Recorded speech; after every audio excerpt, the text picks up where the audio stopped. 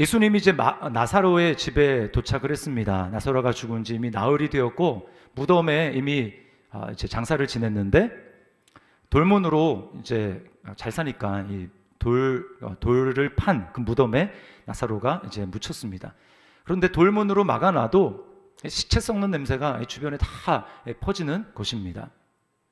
나사로의 이 시신은 썩어가고 있는 거예요. 부패가 시작이 됐습니다. 자, 그러면 나사로의 영혼은 지금 어디에 있을까요? 자, 영화나 드라마를 보면 이 세상에서 뭔가 한이 있는데 그 한을 풀지 못하면, 여러분 뭐 이 세상에 한이 없는 사람이 어디 있겠습니까?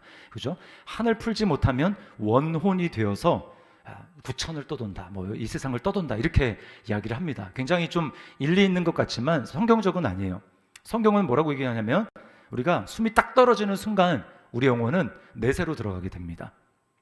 예수님이 십자가에 못 박히실 때 그 좌우편에는 강도들이, 또 살인자들이 함께 십자가에 못 박히는데 그 중에 한 강도가 예수님께 이렇게 말을 하죠. 당신의 나라에 이를 때에 나를 기억하소서. 이 말은 사실은 믿음의 고백이었어요. 나를 불쌍히 여겨달라고 하는 고백이었습니다. 예수님이 그 고백을 듣고 뭐라고 말씀합니까? 네가 오늘, 그러니까 오늘 죽는다는 거죠. 오늘 나와 함께 낙원에 있으리라 라고 말씀을 해요. 그러니까 숨 떨어지면 바로 낙원으로 가는 것입니다. 나사로는 어떻습니까? 예수님을 믿었어요. 그래서 낙원에 가는 것입니다.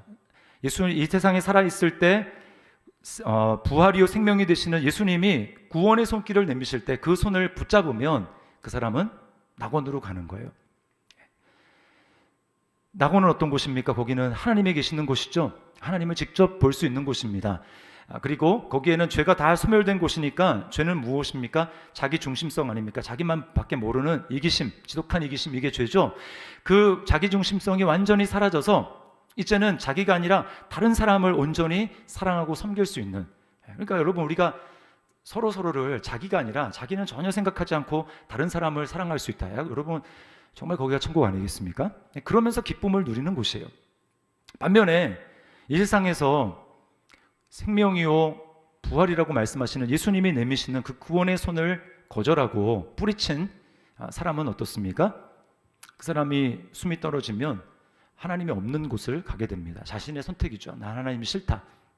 그래서 음부라고 하는 곳으로 가는데, 이 낙원과 음부, 천국이랑 조금 다른데 이걸 뭐 지금 제가 여러분에게 다 설명드릴 수는 없고요. 음부라는 곳에 가게 되는데요, 거기서 고통을 겪습니다. 그러니까 음부라는 곳은 어떻습니까? 거기에는 하나님의 은혜가 단 1%도 존재하지 않아요. 이 세상은 예수님을 믿지 않는 사람이라고 하더라도 은혜가 존재합니다. 하나님이 비를 내려주시고 햇볕을 쬐어주시기 다 사실은 인정하지 않아서 그렇지 다 하나님의 은혜거든요. 그런데 음부에는 하나님의 은혜가 전혀 존재하지 않아요. 하나님의 빛이 전혀 들어가지 않는 곳이에요. 그래서 거기 모인 사람들은 어떻습니까? 완전히 자기중심성에, 이기심에 완전 지배당해가지고 100% 이기심으로만 살아갑니다. 그러나 여러분 그것이 얼마나 고통스러운 곳이겠습니까? 그래서 지옥이 되는 거예요. 나사로는 예수님의 내미시는 손을 붙들고 예수님을 사랑하고 또 예수님도 나사로를 사랑하셨기 때문에 나사로는 그의 육신은 지금 썩어가는지 모르지만 그 영혼은 낙원에서 기쁨을 누리고 있는 것입니다. 자, 그런데 문제는 무엇인가? 남겨진 유족 마르다와 마리아가 문제인 거예요. 너무나 슬퍼하고 있습니다. 너무나 괴로워하고 있어요. 이 슬픔을 극복하기가 참 어렵습니다. 예수님을 믿지만 여러분 우리랑 마르다와 마리아가 다른 점은 뭡니까? 그들은 아직 예수님의 구원 사역이 다 끝난 것을 보지 못했어요. 그들은 예수님이 십자가에 달린 것도 보지 못했고 예수님이 3일 만에 부활하실 것도 알지 못합니다. 그러다 보니까 예수님이 아무리 나는 부활이고 생명이다라고 이야기를 해도 그게서 도대체 무슨 이야기인지, 내 삶에 어떤 영향이 있는 것인지 알지 못하는 거예요. 그러니까 지금 죽은 오빠 앞에서 너무나 괴로워하고 이것을 이겨낼 힘이 없다라는 것입니다. 여러분, 이 요한복음이 처음 쓰여져서 이 요한복음을 처음으로 읽는 독자들을 한번 생각을 해보세요. 1세기의 그리스도인들, 그들은 우리와 똑같은 사람들입니다. 그들은 예수님이 이미 십자가에서 죽으시고 부활하시고 그들에게 이미 승천하셨죠. 그런 사실들을 다 알고 예수님을 믿은 사람들이에요. 우리와 똑같습니다. 왜 하나님이 이 요한복음 11장에 이것을 나사로의 사건을 기록을 하셨을까요? 의도가 있지 않습니까? 그건 뭐예요? 나는 부활이요 생명이라고 얘기를 하는데, 예수님이 그렇게 선언하시는데 그것이 너에게 어떤 의미가 있느냐? 너는 정말 그것을 믿기 때문에, 내가 부활이고 생명이라는 것을 믿기 때문에 그것이 너의 삶을 변화시키는 능력이 되고 너의 삶을 소망으로 살아내는 힘의 원천이 되고 있느냐? 라고 하는 것을 주님이 우리에게 도전하시는 겁니다. 너에게 문제가 있어도, 너에게 어려움이 있어도, 너에게 슬픔이 닥친다 할지라도 나는 부활이요 생명이니 라고 하는 그 주님의 선포 앞에서 어떻게 반응하겠느냐라고 하는 그 도전을 주님이 우리에게 하는 것입니다. 그래서 기록해 놓은 거예요. 오늘 예수님을 만나서 대화를 나누고 또 보여준 이 마르다와 마리아의 모습을 통해서 우리가 정말 예수 그리스도를 부활이요 생명이라는 것을 믿는 사람들의 삶의 모습은 어떤 것인지를 좀 살펴보려고 합니다. 자, 먼저는 슬픈 일을 당해도 예배하는 삶이에요. 자, 마르다와 마리아의 모습 속에서 이것을 엿볼 수가 있습니다. 두 사람은 예수님께 대해서 섭섭하고 아쉬운 마음을 가지고 있어요. 살짝은 원망하는 마음도 들어가 있습니다. 예수님이 먼저 마르다를 만나시고 그 다음에 이제 마르다가 동생인 마리아를 불러서 마리아가 예수님을 만나지 않습니까? 근데 두 사람의 자매가 약속이 난 듯 똑같이 하는 말이 있어요. 예수님 만나자마자 똑같이 하는 말. 그게 뭡니까? 주님이 여기 계셨더라면, 주님이 여기 계셨더라면 제 오빠가 죽지 않았을 것입니다. 너무나 아쉬운 말이고 거기에는 이 약간의 원망의 마음도 들어가 있는 거예요. 여러분, 근데 그런 아쉬운 마음, 원망의 마음이 마음속에 있음에도 불구하고 마르다가 또 마리아가 보여준 모습은 그럼에도 불구하고 주님을 만나는 겁니다. 그럼에도 불구하고 주님 앞에 나아가는 거예요. 자, 마르다가 보여준 모습을 보세요. 자, 20절입니다. 20절. 마르다는 예수께서 오신다는 말을 듣고 곧 나가 맞이하되 마리아는 집에 앉았더라. 자, 여러분, 이게 바로 예수님을 주님이라고 고백하는 사람들이 가지는 모습입니다.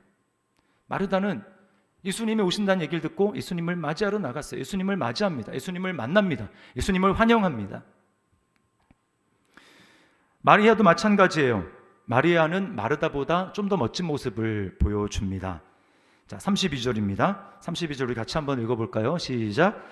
마리아가 예수 계신 곳에 가서 배웠고 그 발 앞에 엎드려. 네. 이게 예배예요. 예배. 엎드렸다. 마음속에 슬픔이 있고 마음속에 내가 생각한 대로 일이 돌아가지 않고 내 계획대로 진행되지 않고 마음에 슬픔이 있다 할지라도, 그럴지라도 예수님 앞에 나아가는 거예요. 그럴지라도 예수님을 만나는 것입니다. 그럴지라도 주님 앞에 엎드려서 예배하기를 그치지 않는 거예요. 여러분, 이것이 하나님이 원하시는 우리의 모습입니다. 너가 정말 나를 주라고 믿고 고백하니, 나를 주님이라고 그렇게 부르니, 그러면 너는 어떤 상황에도 내 앞에 나와서 엎드려 예배할 수 있니? 나를 환영하고 맞이할 수 있니? 라고 주님이 물으시는 거예요. 여러분, 우리가 살펴봤지만 마르다와 마리아 그리고 죽은 나사로까지 예수님을 사랑하는 사람들이었습니다. 사랑의 특징은 뭡니까? 관심이 많은 거예요. 그러다 보니까 그들은 귀를 기울이고 사방에서 들려오는 예수님에 관한 소식들을 그들은 마음속에 담아둡니다. 예수님이 이런 일을 하셨다더라. 그러면 그것을 곰곰이 생각하는 거예요. 아, 예수님이 이런 분이구나. 그러면서 주님에 대한 사랑과 신뢰를 점점 키워가는 것이죠. 그러다가 어떤 소식을 들었습니다. 어떤 소식을 들었냐면 주님이 어떤 그 이방인인데 백부장의 중한 병이 들린 그 아들이 중한 병이 들렸는데 주님이 그 사람의 집에 가지도 않고 그냥 떨어져 있는데 내 아들이 살았다. 이렇게 말씀을 해가지고 진짜 그 말을 믿고 갔는데 그 아들이 살았어요. 멀리 떨어져 있고 주님이 방문도 안 했습니다. 그런데 그 아들이 살은 거예요. 이 마르다와 마리아가 그 소식을 들었습니다. 아마 그래서 기대했는지도 모르겠어요. 사람들을 보내서 사랑하는 자가 병들었나이다 이렇게 얘기를 했을 때 주님이 만약에 오실 스케줄이 안 되거나 뭔가 바쁘거나 그러지 않더라도, 오시지 못하더라도 그 멀리 떨어진 곳에서 내 오라비가 살리라 이렇게 말씀 한마디만 해주시면 고칠 수 있는데 주님이 그러지 않았단 말이죠. 나사로가 죽었어요. 오빠가 죽었어요. 그러니까 여러분 어떻습니까? 비교하지 않겠습니까? 주님은 우리를 그 이방인은 그 백부장보다 더 사랑하지 않는 것인가? 주님 우리를 돌보지 않은 것인가? 왜 우리를 이 지경까지 내버려 두셨을까? 라고 하면서 마음속에 주님에 대한 원망과 또 슬픈 감정이 마음속에서 일어나는 거예요. 그렇지 않겠습니까? 그럼에도 불구하고 엎드립니다. 그럼에도 불구하고 예수님께 나아갑니다. 주님을 예배해요. 여러분, 이게 바로 우리가 정말 예수님을 어떤 분인지를 알고 예수님이 나의 주님이십니다, 그렇게 많은 사람 앞에서 세례를 받고 우리가 예수님을 주로 모시기로 그렇게 결단했다면, 믿었다면 우리가 보일 반응이라는 거예요. 여러분, 그 주님이라고 하는 우리의 믿음의 고백 안에는 어떤 것이 담겨 있습니까? 하나님은 괴팍한 심술장이가 아니다. 하나님은 일부러 나를 골탕 먹이시고 일을 어렵게 만들어가지고 나에게 힘들게 하는 그런 분이 아니시고, 하나님은 선한 분이시며 내가 비록 다 알지 못한다 할지라도 내 걸음을 가장 선한 길로 한 걸음 한 걸음 인도해 가시는 그 선한 목자가 되시는 분입니다 라고 하는 그 고백이 주님이라고 하는 거에 담겨 있는 거예요. 그러니까 여러분, 우리가 주님이라고 고백했으면 하나님 앞에 예배해야 되는 것입니다. 어떤 상황에도, 어떤 상황에도 나는 예배하네, 이렇게 주님 앞에 예배해야 되는 거예요. 엘리자베스 엘리엇이라는 사람이 있습니다. 이 사람 일찍 과부가 됐어요. 남편은 뭐 하는 사람이냐 하면 짐 엘리엇이라고, 여러분 한 번쯤 아마 들어봤을 겁니다. 짐 엘리엇이 미국의 이제 크리스찬인데 굉장히 신실한 사람이었어요. 아이비 리그 대학을 이렇게 졸업을 하고 장래가 촉망되는 청년이었는데, 이 짐 엘리엇과 함께 대학에서 함께 신앙생활을 나누며 했던 그 4명의 선교사가 있습니다. 그러니까 총 5명이죠. 이 사람이 우리 인생을 주의 나라와 복음을 위해서 드리겠다라고 해서 선교 사역에 헌신을 합니다. 그리고 선교 사역을 하러 간 나라가 에콰도르라고 하는 나라인데, 거기 아우카 부족이라는 이 식인 부족, 그들에게 복음을 증거하러 간 거예요. 그런데 선교 사역이 조금 진척되는가 싶었는데 얼마 되지 않아서 이 5명의 선교사가, 젊은 선교사가 다 그 식인족의 이 죽창, 그 창에 다 찔려가지고 무참하게 살해가 됩니다. 그거를 고스란히 경험하고 당하는 거예요. 여러분이 만약에 그 아내라면, 선교사로 보낸 그 아내라면, 미망인이라면 여러분 어떤 생각 들겠습니까? 우리가 주님을 그렇게 사랑했고, 그래서 내 삶을 헌신했고, 선교 사역에 내 젊음을 드리고, 우리나라도 아니고 타지에 가가지고 그런 위험을 감수한다면 주님, 목숨만은 하나님이 어떻게 지켜줘야 되는 것 아닙니까? 라는 생각을 할 수 있지 않겠습니까? 그러면서 하나님 앞에 대해서 원망하려면 얼마든지 원망하고 그냥 그 상태로 있을 수가 있어요. 그런데요, 이 엘리자벳 엘리엇, 남편이 30세에 죽였어요. 30세. 얼마나 참 힘들겠습니까? 그런데 엘리자벳 엘리엇이 이렇게 고백을 합니다. 잘 들어보세요. 주님이 우리의 사고방식에 따라 움직여 주시길 요구한다면 그분을 내 마음의 보좌에서 끌어내는 것과 같다. 이는 예수님을 시험하던 사탄이 네가 만일 하나님의 아들이어든 자기를 구원하고 십자가에서 내려오라 라고 조롱하는 것과 다르지 않다. 우리가 바라는 대로 역사하시지 않을 거면 하나님은 이 5 선교사를 그렇게 데려가실 권리가 없어 라는 생각에는 불신, 더 나아가 반역이 도사리고 있다. 여러분, 하나님이 내 계획대로 움직여줘야 돼 라고 생각하는 그 생각에는 불신, 그리고 더 나아가서 무서운 반역이 도사리고 있다는 거예요. 여러분, 우리 다 여기 앉아있는 분들 대부분이 다 예수님을 주님이라고 그렇게 고백할 것입니다. 우리 자신의 믿음을 한번 곰곰이 돌아보고 점검해봤으면 좋겠어요. 우리가 주님이라고 부르는데 정말 내가 부르는 그 주님이라는 그 이름의 그 명칭의 내용 안에는 과연 이런 내용도 포함되어 있는가? 나는 정말 주님을 주님으로 그렇게 고백하기 때문에 그렇게 살아가고 있는가? 어떤 상황에도 나는 하나님 앞에 무릎 꿇어서 예배할 수 있는가? 우리 한번 우리 마음을 진지하게 점검을 해봤으면 좋겠습니다. 여러분, 예수님의 경고의 말씀을 한번 들어보십시오. 나더러 주여 주여 하는 자마다 다 천국에 들어갈 것이 아니요 다만 하늘에 계신 내 아버지의 뜻대로 행하는 자라야 들어가리라. 여러분, 우리는 이 말씀을 엄중하게 받아들여야 됩니다. 자, 그렇다고 이 말씀을 들으면서 무섭다라고 생각하시는 분이 있을지 모르겠어요. 하나님을 오해하지 않으셨으면 좋겠습니다. 하나님은요, 이렇게 막 무섭게 우리 분위기를 몰고 가지고 겁박해가지고 우리를 하고 믿지 않으면 안 되게 하시는 그런 하나님이 아니세요. 하나님은 우리에게 사랑을 보여주시고 주님이 믿을 만하고 신뢰할 만한 분이라는 것을 보여주시고 인격적으로 우리에게 믿으라고 말씀하시는 분입니다.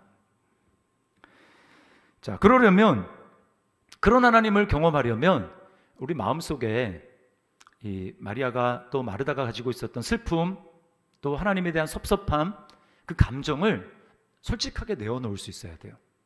오늘 마르다와 마리아가 그렇게 내려놓은 것입니다. 주님이 여기 계셨다면, 주님이 여기 계셨다면 오빠가 죽지 않았을 것입니다.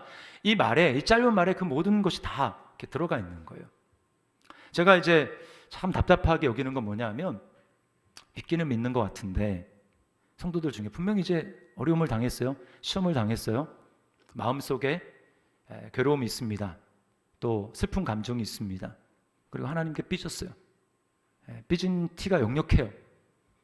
그런데 그걸 가지고 하나님 앞에 나아가지 않는 겁니다. 계속 마음속에 쌓아두고 있는 거예요. 여러분, 그게 마음속에 쌓아두면 어떤 일이 일어나는 줄 아십니까? 믿음을 갉아먹기 시작하고 하나님으로부터 점점 멀어지게 돼 있는 거예요. 그 마음의 생각에는 어떤 마음이 있는 겁니까? 불신의 마음이 있는 것입니다. 하나님은 어차피 내가 그렇게 해도 관심이 없어. 나에게 관심이 없어. 하나님은 나를 주목하지 않아. 하나님은 이 일에 나에게 해결해 주지 않아. 라고 하는 그 불신의 생각이 마음에 깔려있기 때문에 그러니까 안 나가는 겁니다. 참, 우리 집에서도 이런 일이 종종 일어나요. 우리 자녀들 얼마나 이렇게 사고를 잘 치는지. 얼마 전에 이제 우리 딸 아영이가 춤춘다고 얘기했나요, 제가? 그 춤추는 그 이제 댄스 그쪽으로 자기는 이제 가고 싶다라고 해가지고 못 느끼고 이제 지금 댄스 학원을 열심히 다니는 중입니다. 다른 학원은 전혀 다니지 않고 댄스만 열심히 지금 다니고 있어요. 그런데 지금 어디에 뭐 오디션을 보러 간다고 뭐 자기가 다 해놨어. 그리고 통보합니다, 우리에게. 근데 준비가 전혀 안 돼 있어요. 당일날이 됐는데 다음 날 가야지 되는데 준비가 전혀. 뭐가 있어야 되냐니까 뭐 CD를 그 이제 자기가 춤출 곡에 맞춰서 CD를 구워가지고 그걸 제출해야 돼. 그러면 CD를 구웠네 그러면 아니래요. 뭐 어떻게 하려고 그러니 좀 일찍 가가지고 주변에 해가지고 한다는 겁니다. 그래서 이제 한 소리 듣고 그거 USB로 해가지고 하면 되는데, 그래서 제가 이제 그걸 다 해가지고 이제 구워서 줬어요. 이게 무슨 얘기냐면 부모가 이것을 해줄 수 있다. 그러니까 걔는 그럴 수 있어요. 아빠는 이런 부분에 있어서 문외한일 거야 라는 생각을 하니까, 신뢰하지 않으니까 자기가 다 알아서 해야 되겠다 생각을 한 거죠. 근데 의외였을 거야. 아빠가 이런 것도 할 수 있네. 우리가 하나님을 그렇게 생각할 수 있다니까요. 하나님은 전혀 그렇게 생각하지 않는데 자기 스스로 자기 생각에 하나님은 이런 분일 거야 라는 자신만의 생각에 시나리오를 혼자 쓰는 거예요. 하나님도 그렇게 생각하실까요? 전혀 그렇지가 않습니다. 여러분, 그러므로 우리는 적극적으로 주님과 커뮤니케이션을 해야 돼요. 하나님께 내 마음을 쏟아내야 됩니다. 답답한 것을 하소연도 하고요, 또 따지기도 하고 주님 왜 이렇습니까? 이렇게 이야기를 해야 됩니다. 하나님 앞에 어떻게 그렇게 할 수 있습니까? 무례하게요. 거룩하신 하나님 앞에. 그럼 하나님은 그렇게 하시는 것을 믿음이라고 얘기를 하세요. 오히려 꽁하고 마음속에 분명히 삐졌는데도 얘기하지 않고 혼자 가지고 있는 그걸 불신이라고 얘기하시고, 오히려 하나님 앞에 나와가지고 할 얘기 못할 얘기 다 쏟아놓는 거, 오히려 그것을 하나님은 기뻐하시면서 믿음이라고 이야기를 하고 계십니다. 여러분, 뭘 선택하실래요? 그럴 때 하나님은 우리 마음을 만져주십니다. 거기에 치료하시는 하나님을 경험할 수 있는 거예요. 욥을 보십시오. 욥은 당대의 의인이고 그리고 엄청나게 갑부였습니다. 요즘으로 얘기하면은 뭐 재계 전체 세계에서 한 10위 안에 드는 그런 재력가예요. 그런데 욥이 하루아침에 그 모든 재산을 다 날립니다. 완전히 그냥 빈털터리가 돼요. 아무것도 건지지 못하고 다 날립니다. 그리고 자녀들은 어떻습니까? 자녀들이 10명 있는데 한 자리에 모여 앉아 있었는데 자연재해가 태풍이 와가지고 그냥 집이 무너져가지고 한 자리에서 10명이 다 죽습니다. 완전 고난이죠. 마음이 얼마나 힘들겠습니까? 그런데요, 처음에는 욥이 이렇게 고백합니다. 주신 분도 하나님이시고 거두어 가신 분도 하나님이시니 하나님을 찬송합니다. 이렇게 했어요. 우리 한 번은 그렇게 할 수 있습니다. 근데 문제는 뭐냐면 그 다음에 마음에 쓴마음이 일어나기 시작하는 거예요. 감정이 막 요동치기 시작하는 겁니다. 왜 그랬을까? 정말 하나님이 그랬을까? 하나님이 정말 살아계시나? 하나님이 정말 나를 사랑하시는가? 그 다음에 꼬리를 물고 그런 문제들이 계속해서 마음 가운데 일어나는 거예요. 어떻게 하시겠습니까, 여러분? 욥은 그것을 하나님 앞에 들고 나갔어요. 그래서 처음에는 그렇게 찬송했지만 그 다음에는 하나님 앞에 자기의 쓴 마음을 다 쏟아냅니다. 자, 욥기 보실래요? 욥기 10장 1절부터 3절을 제가 세 번역으로 좀 읽어보겠습니다. 산다는 것이 이렇게 괴로우니 나는 이제 원통함을 참지 않고 다 털어놓고, 이제까지는 참았다는 얘기죠. 내 영혼의 괴로움을 다 말하겠다. 내가 하나님께 아뢰겠다. 나를 죄인 취급하지 마십시오. 무슨 일로 나 같은 자와 다투시는지 알려주십시오. 주님께서 손수 만드신 이 몸은 학대하고 멸시하면서도 악인이 세운 계획은 잘 만들게 하시니 그것이 주님께 무슨 유익이라도 됩니까? 하나님께 지금 따져 묻고 있는 거예요. 나는 이렇게 하는데, 나는 힘들게 만들고 악인은 뭐 저렇게 잘 되는 거, 그렇게 해서 하나님 앞에 좋을 게 뭐가 있습니까? 라고 하면서 막 하나님 앞에 따지고 있는 거예요. 여러분, 근데요, 하나님이 이런 욥을 받아주십니다. 다 받아주세요. 그리고 아이러니하게도 욥이 이렇게 하고 나니까 하나님을 새롭게 경험하고 만나는 거예요. 욥이 이렇게 한 결국이 어떻게 됩니까? 욥기 42장 5절. 자, 우리 자막 함께 읽어보겠습니다. 시작. 주님이 어떤 분이시라는 것을 지금까지는 제가 귀로만 들었습니다. 그러나 이제는 제가 제 눈으로 주님을 뵙습니다. 비로소 하나님을 만난 것입니다. 여러분, 왜 우리가 하나님을 잘 인격적으로 만나지 못할까요? 속으로는 그렇게 생각하지 않은데 그런 척 하는 거예요. 마음에 괴로움이 있는데 안 괴로운 척 하는 겁니다. 하나님이 의심스러운데 그냥 다 믿어지는 척 하는 거예요. 특별히 모태신앙, 저도 모태신앙입니다만 이걸 잘 못해요. 그렇게 하나님 앞에 나아가야 되는데 머릿속으로 이미 다 계산하고 하나님 앞에 나가진 않아요. 쏟아놓진 않아요. 쏟아놓을 때, 여러분, 그때 하나님은 그것을 믿음이라고 말씀하시고 우리에게 응답하시는 것입니다. 자, 그런가 하면 두 번째는 말씀이 이루어질 것을 기대해야 된다는 거예요. 기대하는 믿음. 자, 이게 이제 마르다와 마리아에게 좀 아쉬운 점입니다. 자, 주님이 마르다에게 이렇게 말씀하세요. 자, 23절에 예수께서 이르시되 내 오라비가 다시 살아나리라. 내 오라비가 다시 살아나리라. 여러분, 얼마나 이게 듣던 중 기대하던 말 아닙니까? 내 오라비가 다시 살아나리라. 그러면 이 말을 고지고대로 믿는다면 어때요? 감사합니다, 주님. 이렇게 반응해야 되지 않습니까? 그런데 마르다는 어떻게 반응하냐면 마지막 날에 오빠가 다시 살아날 줄 압니다. 이렇게 이야기를 해요. 그 말은 지금 살아날 것을 믿는 것입니까? 안 믿는 것입니까? 지금은 믿지 않는 거예요. 그건 나중 일이지. 지금은 그런 일이 일어나지 않을 거야 라고 생각을 하는 겁니다. 그러니까 못 알아들으니까 예수님이 다시 말씀하시는 거예요. 유명한 말씀이죠. 자, 25절, 26절 우리 다시 한번 읽어보겠습니다. 시작.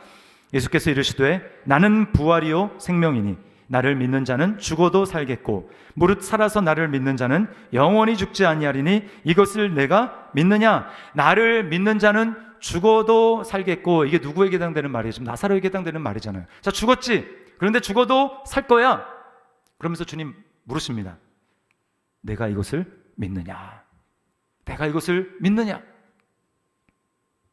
그 마르다는 못 알아듣습니다. 그리고 믿지 않아요. 그래서 마르다의 대답을 들어보세요. 뭐라고 대답합니까? 27절에 이르되 주여 그러하외다. 자, 이거 보면 믿는 것 같죠? 근데 주는 그리스도시요 세상에 오시는 하나님의 아들이신 줄 내가 믿나이다. 여러분, 이 마르다의 고백만 보면 완벽한 신앙 고백 아닙니까? 주는 그리스도시요 세상에 오실 하나님의 아들이십니다. 그리스도 하나님의 아들. 여러분, 이게 베드로가 고백한 신앙 고백이랑 똑같아요. 예수님은 베드로는 칭찬하셨거든요. 근데 마르다에 대해서는 칭찬하지 않으세요. 지금 예수님은 내가 어떤 존재이냐라고 하는 신앙 고백을 묻는 게 아니라, 너가 지금 나에게 그런 신앙 고백을 했지? 맞아, 내가 그런 자야. 그러면 너가 그렇게 나를 고백했다고 했는데 그런 내가 너의 삶 가운데 지금 일할 것을 믿니? 라고 하는 그 믿음에 대한 적용을 물어보는 것입니다. 여러분, 우리도 마찬가지 아닙니까? 저를 비롯해서 신앙의 고백은 너무 훌륭하고 잘해요. 주님은 전능하신 분입니다. 주님은 모든 것을 다 아시는 분입니다. 주님은 나를 사랑하시는 분입니다.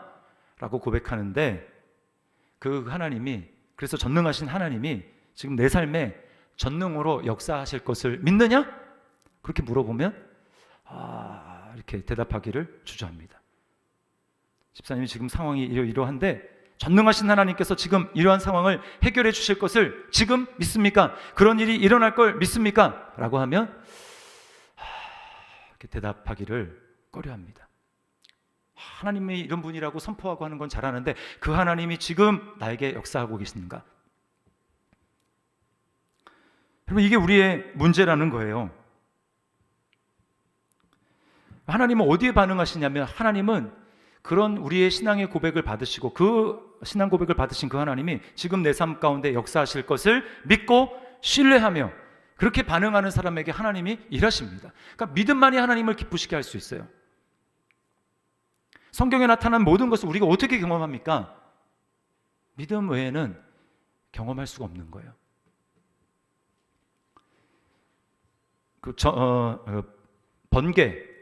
번개에는 그 1억 볼트 이상의 전압이 엄청나게 흘러가는 그런 전력량이 있대요. 1억 볼트 이상. 그런데 그렇게 엄청난 그 번개지만 큰 나무 토막이 있다고 한번 생각해 봅시다. 큰 나무 토막이 있으면 거기는 전혀 번개가 반응하지 않죠. 왜냐하면 그거는 전기가 통하지 않는 물질, 부도치니까 그래요. 그러나 조그마한 전선이 한번 있다고 생각을 해보십시오. 노수로 된 전선. 거기는 그 엄청난 그 번개가 그 속으로 빨려 들어갑니다. 그리고 그렇게 그 받은 전류로 엄청난 일을 해낼 수가 있지 않습니까? 여러분, 마찬가지예요. 하나님도 능력이 많으시지만 우리가 그 하나님을 신뢰하고 그 하나님을 믿어드리고 그 하나님이 내 삶 가운데 일하실 것을 기대하면서 우리가 믿음으로 반응하면 그 하나님은 마치 엄청난 번개와 같이 우리 삶 가운데 놀라운 일을 행하실 수 있는데, 우리가 그 하나님을 신뢰하지 않기 때문에 우리는 부도체로 남아있기 때문에 하나님을 경험할 수 없다라는 것입니다. 여러분, 어떤 것을 선택하시겠습니까? 하나님께 도체로 반응하시겠습니까? 부도체로 반응하시겠습니까? 정말 믿는다면, 믿고 있다라는 증거는 뭐냐면 마음속에 염려와 걱정이, 두려움이 사라집니다. 그런데 믿습니다. 그런데 여전히 마음속에 두려움이 있어요. 여전히 마음속에 불안한 마음이 있어요. 그럼 뭐예요? 지금 그 순간은 믿고 있지 않는 거예요. 믿음이 이제 이미 과거가 돼버린 거예요. 지금 현재는 믿고 있지 않는 겁니다. 하나님의 능력이 흘러가는 통로가 되려면 하나님이 행하실 것을 기대해야 합니다. 제가 설교를 준비하면서 저는 마르다에게 하신 주님의 말씀이 저에게, 또 우리 더시티 사랑에게 하시는 주님의 음성으로 들렸어요. 내 오라비가 다시 살아나리라. 더시티 사랑의 교회가 다시 사랑하리라. 다시 부흥하리라. 너의 가정이 다시 살아나리라. 회복되리라. 너와 내 집이 구원을 얻으리라 라고 주님이 말씀하시는데, 제가 그 주님에 대해서 설교도 많이 하고 하나님 이런 분이라고 많이 했는데 실제로는 제 마음 가운데 주님에 대해서 기대하지 않았구나. 주님이 저에게 그것을 깨닫게 하시고, 너가 정말 기대하고 있니? 너가 정말 설교한 대로 나를 그렇게 기대하고 있니? 믿고 있니? 다 아니더라고요. 상황만 보고 우리는 기대감이 쪼그라들고, 하나님은 그런 분이 아닌데 마치 하나님이 상황에 지배를 받는 분인 것처럼 생각하고 하나님을 기대하지 않을 때가 얼마나 많이 있는지 모르겠습니다. 여러분, 우리 기대를 회복해야 되겠습니다. 하나님께서 우리에게 은혜 주셔서 우리 하나님을 고백할 뿐만 아니라 그 하나님이 내 삶 가운데 실제로 개입하시며 일을 행하시며 차이를 만들어내시는 그 하나님을 우리가 기대할 수 있기를 주님의 이름으로 축원합니다. 네. 여러분, 우리가 주님을 신뢰하며 기대할 수 있는 근거가 뭘까요? 주님을 어떻게 우리가 그 주님을 신뢰할 수 있겠습니까? 그 근거는 주님의 사랑이에요. 여러분, 주님은 우리를 사랑하시지만 감정적으로만 그냥 안 됐다, 내가 너를 동정한다 라고 이렇게 끝나는 분이 아니고 주님의 사랑은 힘이 있는 사랑입니다. 그래서 행동하는 사랑이고 주님이 움직이기 시작할 때 거기에는 뭔가 변화가 일어나는 거예요. 자, 오늘 눈물을 흘리는 마리아와 또 낙심해 있는 마르다, 그리고 함께 마리아와 함께 울고 있는 그 유대인들에 대해서 주님이 어떻게 반응하십니까? 자, 35절 말씀 이렇게 얘기하죠. 예수께서 눈물을 흘리시더라. 예수님이 눈물을 흘리신다고 말씀합니다. 여러분, 하나님이 눈물을 흘리신다. 놀랍지 않습니까? 상상이 되십니까? 주님이 눈물을 흘리신다. 주님이 눈물을 흘리시는 이유는요, 너무나 사랑하시고 그냥 사랑하실 뿐만 아니라 우리를 너무나 사랑하기 때문에 우리 삶을 괴롭게 하는 그 원수에 대해서 분노하시는 주님의 사랑으로 여러분, 주님이 눈물을 흘리시는 거예요. 그래서요, 여러분, 여기 33절 말씀에 보면 심령의 비통히 여기시고 불쌍히 여기사 이렇게 되어 있죠. 여기 비통하게 여기다라는 그 말에는 주님의 이 분노의 감정이 담겨 있습니다. 왜요?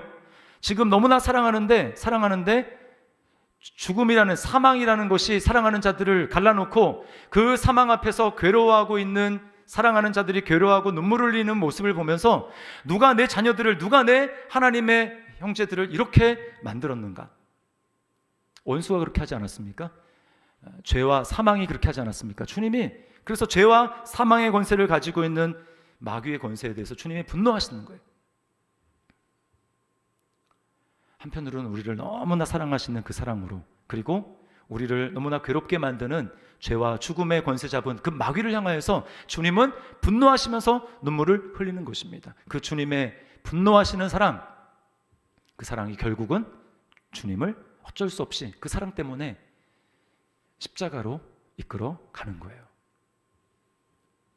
그리고는 어떻습니까? 나는 부활이요 생명이니라고 하는 주님의 말씀이 그냥 헛된 선포에 끝나지 않도록 하기 위해서 주님 어떻게 하십니까? 주님은 십자가에서 죽으시고 십자가에서 부활하셨어요. 그래서 나는 부활이요 생명이니 라고 하는 말씀이 우리에게 사실임을 믿을 만하다는 것을 우리에게 보여주셨습니다. 주님이 부활이고 생명이 되시는 거예요. 여러분, 이것은 더 이상 추상적인 개념이나 교리가 아닙니다. 나는 부활이요 생명이라고 말씀하셨어요. 그러니까 부활이라는 것은 죽으면 천국 가는 거, 죽으면 우리 몸이 부활하는 거, 물론 그 내용도 있겠지만 부활은 바로 예수님 인격 자신입니다. 부활이 바로 예수님이에요. 그리고 생명이 바로 예수님입니다. 이것을 예수님과 뗄 수 있는 게 아니에요. 부활이 예수님의 인격 안에서 실체가 된 것입니다. 그래서요, 자, 여기 예수님이 계십니다. 이분이 부활이고 생명이에요. 우리가 예수님을 믿을 때 어떤 일이 일어납니까? 예수님께 이렇게 부활이요 생명이신 주님과 함께 이렇게 딱 하나로 묶이게 됩니다. 떨어질 수 없는, 부활이요 생명이 되신 주님과 딱 하나로 떨어질 수 없게 딱 묶이기 때문에 여러분, 사망이 우리에게 더 이상 힘을 쓸 수 있습니까? 없습니까? 없는 거예요. 그래서 예수님을 믿는 자에게 뭐라고 말씀합니까? 요한복음에서 사망에서 생명으로 옮겼느니라. 이미 예수님을 믿으면 더 이상 이 땅에 우리가 살아가고 육신의 죽음은 죽을지 모르지만, 여러분, 그리스도를 향해서 성경의 곳곳에서는 죽었다고 얘기하지 않고 뭐라고 얘기합니까? 잔다. 왜요?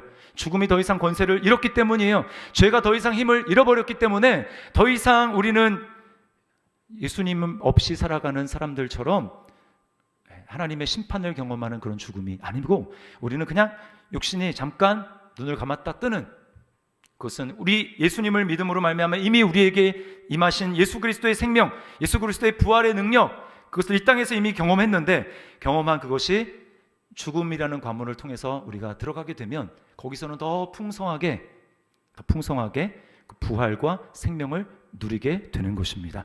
죽음이 우리를 갈라놓을 수 없어요. 예수님과 부활과 생명이신 예수님과 우리가 연합되었기 때문에 그런 것입니다. 여러분, 이것이 믿는 사람에게 주시는 놀라운 특권입니다. 여러분 믿으십니까? 이것을 정말 우리가 믿는다면 우리는 진짜 이미 부활의 삶을 이 땅에서 살아가는 것처럼, 이미 천국에서 살아가는 것처럼 이 땅을 살아야 하는 거예요. 어떻게 살아야 됩니까? 다시 앞으로 소급해서 넘어가서 우리 삶에 괴로움과 슬픔이 있다 할지라도, 내 계획과 다르고 일이 틀어지고 그렇게 된다 할지라도 여전히 주님 앞에 예배하는 것입니다. 주님을 만나는 것입니다. 주님을 환영하는 것입니다. 그것이 바로 부활을 현재에 누리는 삶이에요. 그리고 더 나아가서 마음속에 담아두지 마시고 우리를 용납하시고 사랑하시는 그 주님 앞에 마음속에 있는 것들 다 쏟아내시고, 그리고 하나님이 지금 내 삶 가운데 일하실 수 있다, 그 믿음의 기대감을 가지고 나아가게 될 때, 여러분, 하나님을 믿는 삶이 추상적인 삶으로 끝나는 것이 아니라 주님이 내 삶 가운데 일하시는 것을 경험하게 될 줄 믿습니다. 이러한 일이 우리 가운데 더 풍성하게 일어날 수 있기를 주님의 이름으로 축원합니다. 우리 말씀을 기억하면서 이 시간 우리 찬양했으면 좋겠어요. 우리 아까 찬양했던 건데요, 주 예수 나의 산소망. 참 이 찬양이 힘이 있어요. 제가 한동안 이 찬양을 계속 이제 교회 왔다 갔다 할 때마다 이 찬양을 부르면서 얼마나 하나님이 제 마음에 감동을 주시고 낙심됐다가도 이 찬양 부르면 그냥 힘이 일어나는 거예요. 예수님이 나의 소망이다. 이게 이제 영어로 하면 Living Hope인데, 이게 영어로 이제 원래 그 가사된 걸 이제 번역한 거거든요. 이제 찬양하는데 도전해 보는 거, 여러분 영어 가사도 이제 좀 보시면서 나중에 찬양할 수 있으면 좋겠어요. 자, 우리 이 찬양 우리 하나님 앞에 드리며 나가도록 하겠습니다.